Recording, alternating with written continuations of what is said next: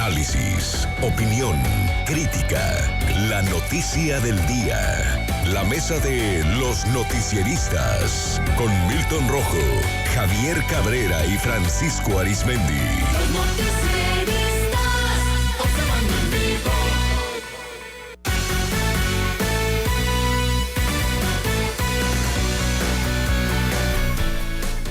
No, ya en la mesa de los noticieristas saludo a Francisco Arizmendi. Francisco, muy buenas tardes. Muy buenas tardes, Sinaloa. A Javier Cabrera. Javier, ¿cómo estás? Muy buenas tardes. Buenas tardes al auditorio. A Milton Rojo. Milton, ¿cómo estás? Muy buenas tardes. Muy buenas tardes. Gracias, compañeros, por continuar con nosotros. De manera resumida le comento, bueno, hoy se sumó Culiacán a las manifestaciones, a las tomas de petróleos mexicanos. Esta mañana un grupo de productores de Navolato y Culiacán se apersonaron ahí en la colonia El Vallado, en Culiacán, como parte de la exigencia para que se les garantice un precio justo por tonelada de maíz y trigo. Uno de los organizadores, productor del Valle de San Lorenzo, informó que están organizándose para que esta toma sea un reflector y las autoridades federales volteen a ver esta problemática. Así lo señalaba. Hasta que no tengamos respuesta. Los días que se ocupen. Los días que se necesiten. Sí, no entra ninguna pipa ni sale tampoco. Aquí nos vamos a mantener en campamento hasta que tenga respuesta, ¿no? Y se va a ir sumando más gente del estado hasta que esto se haga volumen, ¿no? También. En Ahome, ya lo escuchábamos, hubo momentos también difíciles de tensión. Se especulaba del desalojo por parte de la Guardia Nacional de los productores que toman todavía petróleos mexicanos.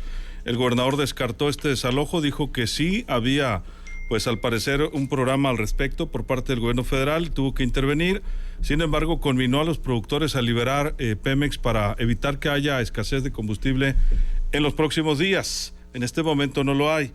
Aunque, por cierto, hace rato nos hablaban de Guasave, de la zona rural de Tamazula, entre algunas otras zonas, y nos señalaban que algunas de las pequeñas gasolineras de esa región ya carecían del combustible.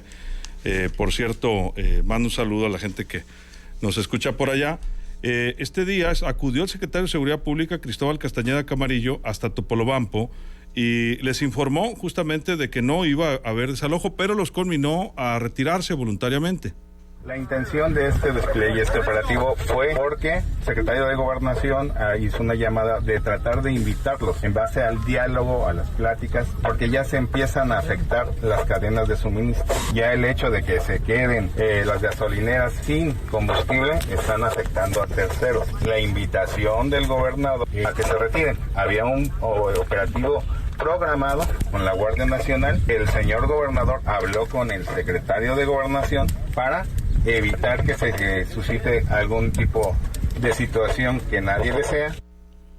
Bueno, dijo que lejos de afectar al gobierno lo harán a la sociedad en caso de surgir una emergencia, por ello buscan que no se afecte a la sociedad sinaloense. El lunes ya hay pláticas con el secretario de Gobernación. Por eso, pero reitero, miren, un momento, por favor. La intención, reitero, es invitarlos de una manera pacífica, comedida y atenta para que permitan la salida de combustible y eviten afectar a la sociedad sinaloense. Esa es la invitación.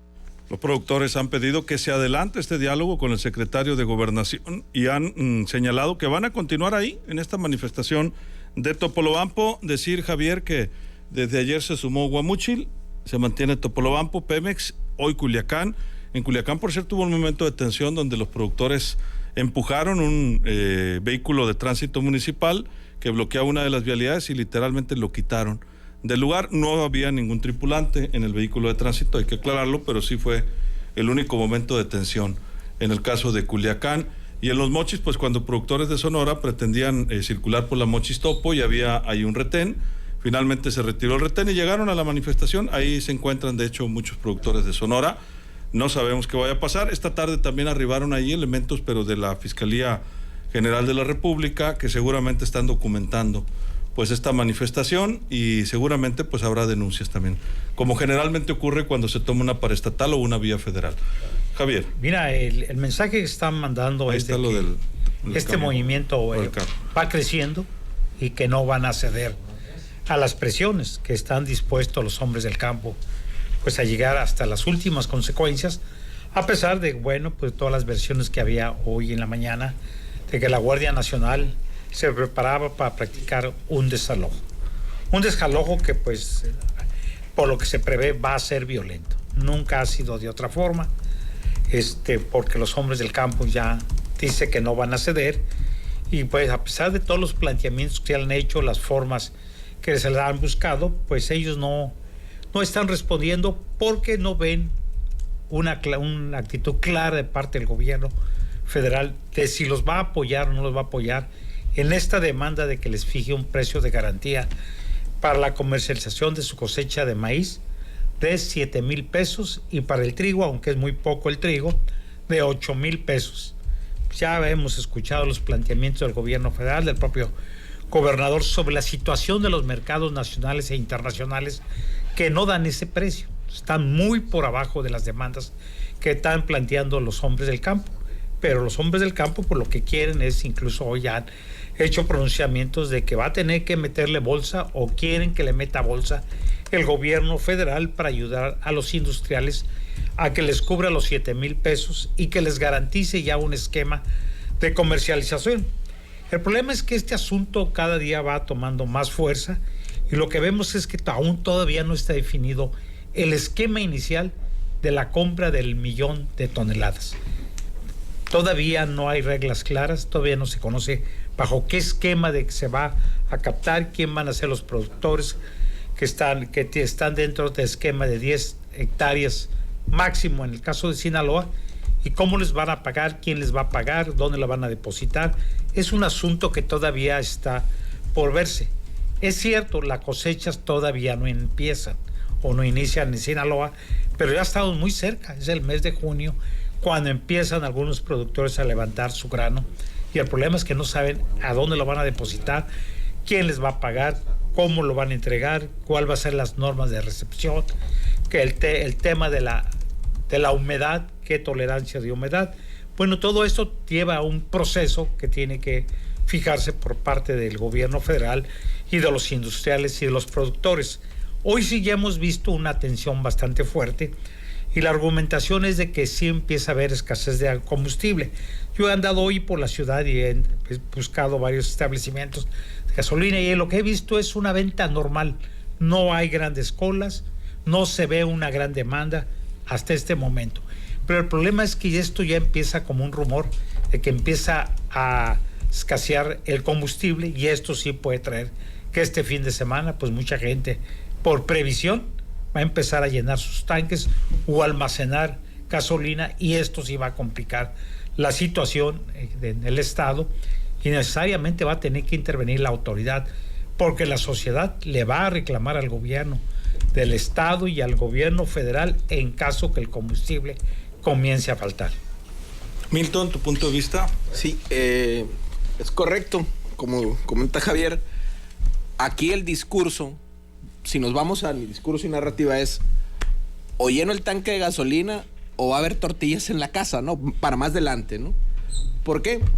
Porque ahorita hay un grupo social que está pidiendo algo justo, algo racional, pero gobierno federal dice, no, pues no hay dinero, no podemos, no hay manera. Entonces, este grupo social toma instalaciones de orden necesario para la vida o para las formas de vida de todos los ciudadanos, y dice, oigan, entiendan, o sea, nosotros somos productores. Y vemos cómo en la mañana, y con eso nos fuimos en la mesa, Francisco hacía una comparación, nos vamos cómo la policía empieza a rodear y a estar ahí al pendiente, y después el alcalde, tengo entendido, dice, no, es que están para cuidarlos, hay una ambulancia, hay esto, hay lo otro, pero pues también la Guardia Nacional de este gobierno humanista, que de la Cuarta Transformación, repito lo que se dice en la mañanera, ¿no? Pone también ahí a la Guardia Nacional, y me acuerdo de aquel episodio que una vez nos platicaron, ¿te acuerdas, Javier? De cómo decían de Henry Kissinger cuando va a negociar la paz. Y le dicen los vietnamitas, le dicen Ho Chi Minh, de Ho Chi Minh, Pancho, y del Politburó. Le dice, oye, ¿cómo te pones a negociarme la paz y me rodeas de portaaviones el mar? Y les dice Henry Kissinger, es que la paz se negocia con los cañones. Entonces, aquí, fíjense bien cómo se está negociando la salida del conflicto. Les están poniendo los cañones cerquita para decir, tranquilos, váyanse, desalojen, olviden su causa social. ¿Por qué? Porque te empiezan a poner y a tensar una situación. Ojo, cuando balacearon la florería, y cierro con la parte que decía Francisco, cuando balacearon la florería, no se vio que la policía llegara y rodeara o hiciera un mecanismo de contención. Pero ahorita es una causa social. Hay gente que está diciendo de Mochis. Y en Mochis, recordemos que han iniciado las grandes causas sociales ante injusticias flagrantes. La historia de Mochis así es. Entonces, cuidado porque podría incubarse el huevo de la serpiente en Mochis ante esta situación, donde no saber usar la policía pudiera ser una injusticia. Francisco, ¿tu punto de vista? Totalmente de acuerdo con lo que dice Milton y esa anécdota histórica con Harry Kissinger. Porque qué bueno que el alcalde Gerardo Vargas Landeros fue y les dijo que él mandó las patrullas de la policía municipal, color morena pintadas, por cierto, y que había hasta una ambulancia ahí para cuidarlos y lo que se ofreciera. Qué bueno que el gobernador Rubén Rocha Moya mandó a su secretario de seguridad, Cristóbal Castañeda, pues para decirles, ya iban a venir a desalojarlos la Guardia Nacional, pero gracias a la intervención del gobernador del estado, pues esto se paró. Pero por favor, retírense, no afecten ustedes a terceros y no van a dañar al gobierno, van a dañar a la sociedad. Bien, qué malo sería que abrieran fuego esos cañones, digo, literal, o sea, no tiren, pero que hicieran un desalojo nocturno o algo. Y qué malo sería que participaran agentes de la policía municipal, de AOME, donde sea, y más de la policía estatal preventiva. Porque, ojo, eso marcaría, ¿no?, políticamente todo lo que resta del sexenio al gobernador Rocha Moya. Históricamente esto está demostrado cuando se utiliza la violencia así en contra de sectores sociales que están demandando únicamente una especie de justicia social también. ¿Por qué? Porque con mucho orgullo decimos que somos el granero de México. ¿Y cuál es la respuesta hoy por hoy del gobierno federal? Fríamente ignorarlos y irlos acalambrando poco a poco. O se quitan o los quitamos, o se quitan o los quitamos. Pero como dices, Milton, se está incubando el huevo de la culebra y de la serpiente. ¿Por qué? Porque este movimiento va creciendo. Y yo me pregunto, si a la hora de un desalojo violento, porque la fuerza pública es lo que utiliza la fuerza pública, ¿cuál puede ser el saldo? Recordemos, son otros tiempos, pero caray, ¿qué propició la caída de uno de los gobernadores más jóvenes que ha tenido México? Que inclusive se cambió la constitución política del estado de Sonora. Biebrich. Carlos Armando Biebrich cae. Inclusive el presidente de la República era su gran padrino, Luis Echeverría Álvarez, y cae por aquel desalojo mortal que hubo en Río Muerto. San Ignacio Río Muerto. Encabezado por aquel general Francisco Arellano Noblecía. Bueno, pues Echeverría dijo, no, yo no voy a pagar eso. Así que mi querido Carlos Armando Biebrich, yo te formé, yo te impulsé, vas para abajo.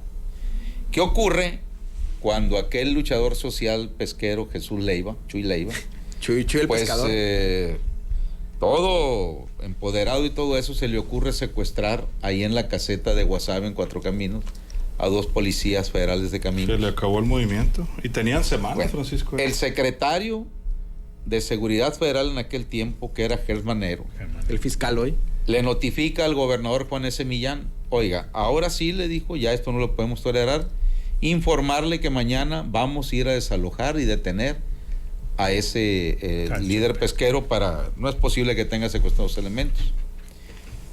Y venía al frente de ese grupo élite el general Francisco Arellano Noblecía. ¿Qué pensó en ese tiempo el gobernador Millán? Caray, no me vaya a pasar lo mismo que a Biebrich.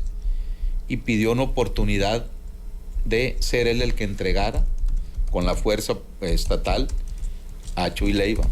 Y le dio la instrucción en aquel tiempo a Chuy Toño: a ver cómo le haces, pero me lo sacas limpiecito de ahí y se lo entregas a la Policía Federal. Chuy Toño fue, se fue metiendo. Ahí estaba Luis Alberto, me parece, cubriendo ese evento. Cubrirlo, y efectivamente, Chuy Toño, cuando menos pensó Chuy Leiva, ya lo llevaban en el aire y lo entregó. Pero la preocupación del pescador era que se le había caído el sombrero. El sombrero. Es que mira, el sombrero. Fue un operativo muy bien hecho. No hubo solamente un pescador, que recuerdo que era de los más fúricos ahí, no de avanzada edad, pero ya de pelo cano, que era el que más gritaba, y recuerdo que tuvo una herida, no recuerdo si en la cabeza, pero por un forcejeo que resultaba innecesario ahí, porque todos los pescadores, hombres y mujeres, estaban tranquilos, y Arellano llegó en plan de embajador, dialogando pero gritando, ¿no? A lo Henry Kissinger. Sí, pero temible. Pero se hizo se hizo ahí la valla, ¿no? Humana. Porque eran, en esa época, no habíamos visto aquí nunca al estilo granaderos, ¿no? Sí, policías federales. Sí, venían con sus escudos transparentes, sus cascos y demás. Entonces era muy impresionante. Imagínense a los pescadores ahí con muchos días, algunos de ellos ya cansados, aunque comían bastante bien ahí, por cierto, se hacían las comilonas ahí de lo que de lo que la gente les daba, porque evitaban el cobro de la caseta. Pues se hacían ahí, las señoras cocinaban y ahí comían, etcétera. Entonces estaba Arellano discutiendo con Chuy, con la hija de él, que era la que más brava era, una de las hijas, y nosotros estábamos en la parte de atrás de los pescadores. Rafael Leiva, fotoreportero en esa época, un servidor y un sinnúmero de periodistas que íbamos y veníamos diario de Los Mochis, por cierto, y de Guasave y de Guamuchil seguramente. Y en eso estaban en la discusión cuando dos policías ministeriales, un poquito fornidos y de barriga pronunciada, como algunos de los que aquí estamos, y levantan a Jesús, que Jesús era delgadito, lo levantan de las axilas y lo empiezan a jalar, y él empieza a gritar, pero muchos no se dieron cuenta, lo jalaron por la parte de atrás. Muy rápido, pues. Y lo arrastraron, y él ya empezó a correr junto con ellos, y los periodistas también, en este caso Rafael y yo, que él fue el que me dijo, se lo llevaron, y pegué yo el brinco, y lo llevan a un camión de traslados, y como dice Javier, se le cae el sombrero era nuevo, y empieza a gritar, mi sombrero. Y ya se lo llevan y se ríen unos policías, también aquí está, le dice, es nuevo, dice. Y ya, él se sube tranquilo, por cierto, a la unidad, y yo alcanzo a preguntarle, pues cómo se sentía, y pues fue algo muy rápido, ¿no? Se lo llevan al penal de Ahome, de donde sale ya la Che Guevara tiempo después. ¿Cómo se llama el penal? El penal de Felipe Ángeles. De Felipe Ángeles, ¿no? Felipe Ángeles. Como el aeropuerto. Sí, esperemos que esto no se repita, obviamente no deseamos eso, no deseamos que haya violencia, no deseamos que haya desabasto de combustible. Yo decía hace un rato, no hay desabasto de combustible. No. Pemex tiene todavía en Topolobampo combustible en los barcos, ahí seguramente si hay una urgencia lo van a trasladar. Mazatlán también tiene combustible, si es alguna urgencia va a haber a lo mejor algún problema, pero lo van a trasladar. Pero finalmente están cometiendo un delito los productores tomando esto. Ojalá que no sea necesario una fricción de ese tipo. Oye, Luis, y siguiendo con historia, ¿no? Lo mandan al Felipe Ángeles, y al paso de los días le dice en la particular del gobernador Millán, señor, le habla Jesús Leiva. Chuy Leiva, sí. A ver, pásenmelo. Y era Chuy Leiva. Oye, gobernador, pues oye, el próximo día fulano de tal va a ser mi cumpleaños, y pues quiero festejar aquí, y chancita pues de una comidita y unas bebidas, pues. Bueno, se le concede. Y el día del cumpleaños le marca otra vez Chuy Leiva al gobernador y le contesta. Millán se llevaba muy bien con él y le dice, oye, aquí te paso a mi esposa, ya habían pasado algunos meses, está muy agradecida. Ya, el señor gobernador, le dice la esposa, yo muy agradecida por la situación aquí de Jesús, y de paso le agradezco, señor, pues yo sé que es usted el que me está mandando mes a mes un apoyo económico, aunque me quiere hacer creer que él es, yo sé que es usted, muy agradecido, señor gobernador. Bueno, aquella larga noche de la elección entre Jesús Aguilar Padilla, que en paz descanse, y Heriberto Félix Guerra, pues los votos no caían a favor del PRI, ni de Jesús Aguilar. Y en el despacho del gobernador, pues iban y venían y no caían, y se seguían perdiendo distritos, alcaldías y todo eso. Por allá como eso de la 2 de la mañana más o menos, se destapan 2, 3 tequilas y Millán pone música. ¿De quién creen que pone música? De Chuy Leiva. Hay una canción que le gusta mucho. De Chuy Leiva, sí. Efectivamente, ¿no? ¿Cómo se llama? Y dicen ustedes, bueno, ¿y tú cómo sabes, Arismendi? Pues ahí estaba. Ahí pasé yo cubriendo todo ese evento hasta las 6, 7 de la mañana. Sí. La canción se llama Las Delicias. Las Delicias. Las Delicias, se llama. Así de Chuy Leiva, que es de su autoría. Está muy buena, por cierto. En fin, por acá nos dice... Y años después le pegaron una pela a Alejandro ahí en Guasave, ¿cómo se llama? Cervantes, pero ahí Maloba nomás lo invitó a un cocido. Sí, por cierto, no está participando, en esta manifestación. Dice Alejandro García del Cerro Cabezón. Dice, ¿cómo no recordar? Yo me había venido un día antes al Cerro Cabezón de la caseta de Cuatro Caminos. Yo era el vocero, hubo 3 líderes detenidos, Chuy Leiva el pescador, su hermano Sergio Leiva y Roberto Ortega. Yo agarré una buena amistad con un periodista de Los Mochis que fue asesinado hace varios años. Sí, es José Luis Romero, que iba a diario, le tocó cubrir. El amigo de los policías, sí, José Luis Romero, justamente. A él le tocó cubrir, ahí nos tocó cubrir juntos, a veces hasta nos daba raite o nos invitaba a comer ahí el buen José Luis Romero. Por cierto, yo trabajaba en el diario de Los Mochis. Javier, tu conclusión. Por cierto, otro que también fue detenido por Chuy Toño por movimientos similares y que hoy llama la atención por la forma como se expresa de los productores, es Serapio Vargas. Serapio Vargas, es cierto. Cómo denunció y lloró porque el Chuy, el jefe de la ministerial, el jefe de la judicial en ese tiempo lo detuvo también en un movimiento similar, que rápidamente fue liberado. Pero hay grandes historias, bueno, otros grandes hombres de izquierda que fueron detenidos por asuntos de esto de tomas de carreteras, bueno, pues fueron varios de ellos por situaciones similares de hoy del sector agrícola. Hoy lo que se ve también, habrá que decirlo, que este sector se dividió. Varias organizaciones, incluso la del PRI, pues se hicieron para atrás. Sin embargo, estamos viendo que este movimiento va yendo creciendo y va creciendo. Y parece ser que quienes se habían hecho para atrás ya empezaron a dar unos pasitos porque se dieron cuenta de que no van a lograr nada si no hacen una gran presión. Pero esta gran presión pudiera tener consecuencias. Esperemos que no. O pudiera no ser en Pemex. Bueno, no, pues es que es difícil, ¿no? Difícil también dar inclusive ejemplos y sugerencias. Es mucho el desespero, ¿no? Cualquier manifestación o bloqueo que hagan a cualquier edificio público va a causar les trastornos. va a causar esto, ¿no? Si fuera Palacio de Gobierno, vas a poner en riesgo a los burócratas, las actividades del sector público se van a paralizar porque no va a haber todos los servicios que presta el Estado. Siempre va a haber gente con graves consecuencias. Es un asunto bastante complicado, pero que yo no veo que vaya a haber una respuesta concreta en los términos que quieren los hombres del campo. Nuestro amigo Francisco Miguel Leal en Guasave nos dice que en esa época también estaba en el penal de Felipe Ángeles Modesto Osorio, que es un cantautor también ahí de la región de José Ríos, muy bueno para cantar, yo lo he escuchado. No sé por qué estaría ahí y que el director lo sacaba a cantar, dice a Elia Chuy Leiva. Saludos, Francisco. Y él dice, se acuerda porque un hijo de él trabajaba ahí en esa época. Milton, tu conclusión. Y tengo entendido que también era un gran gestor, don Jesús, ahí sí, claro. Bueno, sobre la crónica que narró Francisco de Sonora, de Carlos Armando Viebrich, hay un libro que se llama, que eso se puede conseguir en Mercado Libre, tengo entendido, que se llama Crónica de una infamia, del gran Jesús Blancornelas, donde narra todo lo que pasó. Perdón, ¿no fue jefe de prensa de Viebrich, Blancornelas? Blancornelas, no recuerdo. Me parece, o ahí trabajaba de base en Hermosillo, pero no sé si era el jefe de prensa de No me acuerdo. Viebrich, pero bueno. No me acuerdo si era, el jefe de prensa, pero bueno. Y Arellano Noblecía, temible, o sea, te daba miedo verlo al viejón, ¿no? O sea, pero bueno, ahorita, ¿para qué sirve la policía? Se preguntarán en Ahome. Una policía sirve para proteger y servir, como dicen todos los eslogans de todas las policías del mundo.